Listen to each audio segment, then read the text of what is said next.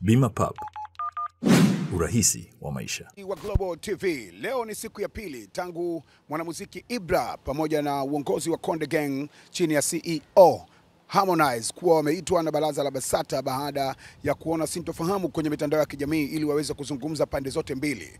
Lakini leo pia Ibra alifika mapema kabisa saa 8 mchana na kuingia kwenye kikao na kuanza mazungumzo hayo. Lakini mpaka Ibra anatoka kwenye mazungumzo hayo, Harmonize na uongozi wa Konde Gang kuweza kufika. Sijajua sababu ni nini, lakini alichokizungumza Ibra baada ya mazungumzo na BASATA ndio hiki ambacho tunataka tukupelekee uweze kufahamu na kujua nini alikizungumza.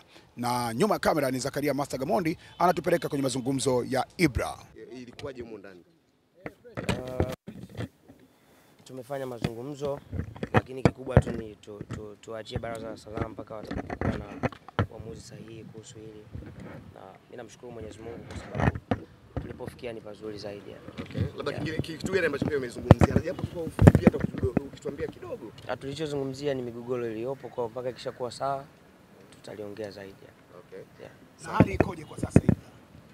Hali ni kama hivyo ilivyo, kwamba tumewachia uongozi wa baraza la sanaa wanalishughulikia. Ulizuiliwa kuachia kazi. Ni siku ya pili leo.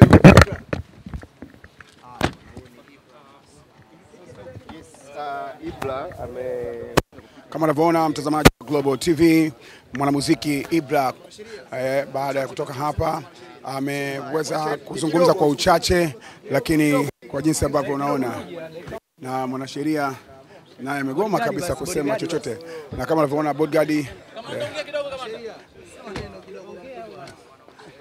ndio hivi wanataka kuondoka sasa hapa BASATA. Kidogo tu ungezungumza kwa sababu wewe ni sheria. Unasikia bro? Sheria tuzungumze. Sheria hataki kuongea, msanii hataki kuongea. Kidogo tu. Kubwa. Ana sheria. Tupe neno la kisheria. Kidogo dakika moja tu. Mimi naitwa Juma, mmiliki wa magari ya usafirishaji wa mizigo na abiria. Natumia Bima Pub kwa sababu inaruhusu kuweka TIN namba yangu wakati wa kununua bima. Inafanya iwe rahisi kudai vati kutoka TRA kwa kutumia hati hiyo hiyo ya bima. Uwezo wa kupata mkopo bwana. Hii inasaidia sana kugharimia mambo mengine ya uendeshaji hata kama bajeti inabana. Tumia Bima Pub kwa kupiga *150*51 alama ya reli. Au kwa WhatsApp tuma neno Bima Pub kwenda namba 0764166066 ujipatie bima. Bima Pub, urahisi wa maisha.